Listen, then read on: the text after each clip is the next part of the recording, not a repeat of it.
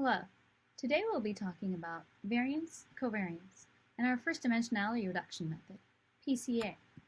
If you recall a thought exercise we had earlier, we wondered how to reduce this two-dimensional data with two features into a one-dimensional data set by projecting it onto a line. We wondered, would line A, B, C, or D be the best line to project to? We reasoned that it was line D because projecting onto line D would best keep intact the spread of the data. PCA actually follows this logic. It finds the directions that explain the most variance in the data. PC1 projects data onto the line that explains the most variance.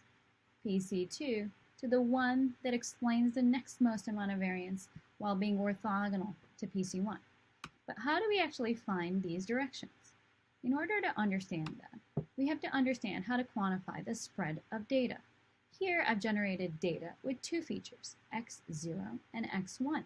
You see that x1 has a lot greater spread than x0, which is very peaky and centered very closely around the value 0. Variance is a measure of this kind of spread. Variance is computed by this formula here, which gives you the expected value of x minus the mean of x squared. You see that x0 has a lot lower variance than x1. To practically compute this, what you do is you take each data point in your data set and the particular feature you're looking at, and then you subtract the value for the data point from the feature mean, and you square these values and take their average.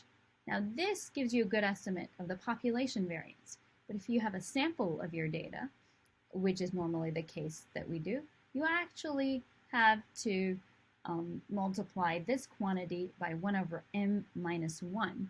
This gives you a less biased estimate. Not only can you compute the variance of one variable, but you can also compute how two variables jointly vary. For this, you have covariance. Covariance is computed by looking at how a variable x deviates from its mean and multiplying that by how a variable y deviates from its mean and taking the expected value of that quantity. Similar to variance, you can also have population covariance versus sample covariance, where you have this 1 over m minus 1 factor here again. Covariance can give you an estimate of the association between two variables. Here, these two variables have very little association, or they're spread out independently of each other. And here you see that the covariance is very low, close to 0. This is a positive relationship, and this relationship has high positive covariance. Here you have a negative relationship, where the direction that x deviates from its mean is different than the direction that y deviates from its mean, and this results in a negative covariance. If you have a whole bunch of features, like we do in our data sets, you can compute a whole matrix of covariances. But first, I'll go over a convention. Usually, because we're regarding the features in these computations, we flip our matrix, and our new matrix will have features on the rows and observations along the columns. Given this, the covariance matrix is usually denoted sigma, and it's an n by n matrix if you have n features, with, for example, the first entry actually being the variance of x, because you're computing covariance of a variable with itself. In fact, all the diagonal entries are variances, where the off-diagonal entries are covariances between pairs of variables. For example, this covariance is the covariance between the first feature and the last feature. If your data is mean-centered, or the mean of the features is all 0, or if you can mean-center your data manually, there's an easier way of computing covariance.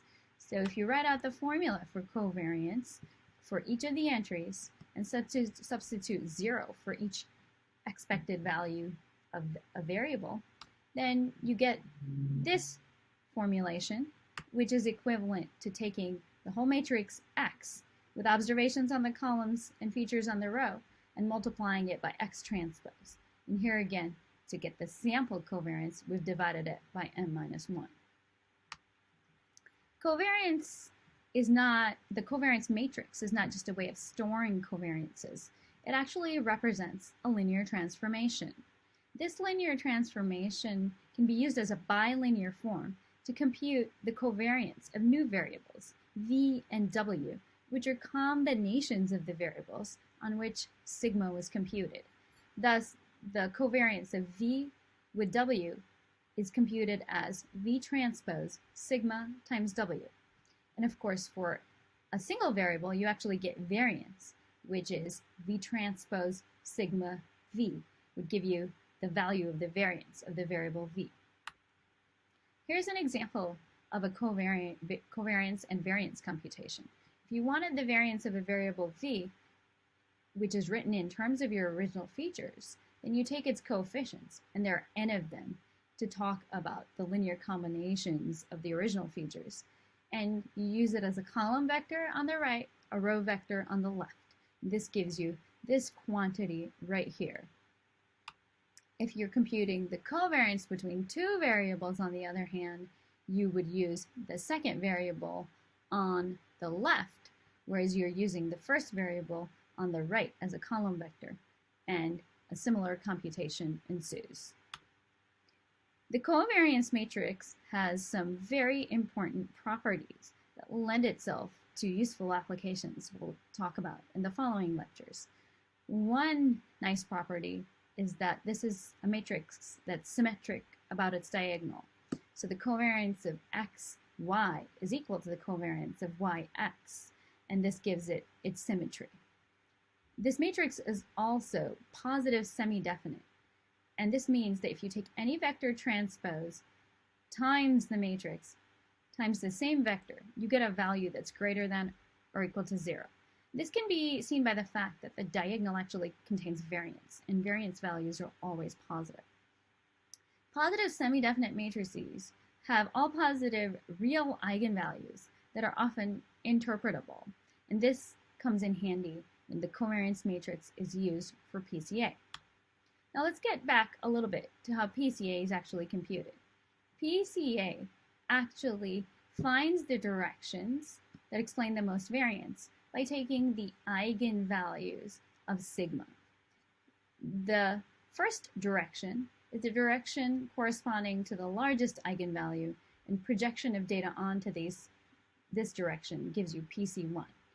And PC2 similarly is a projection onto the eigenvector with the second largest eigenvalue.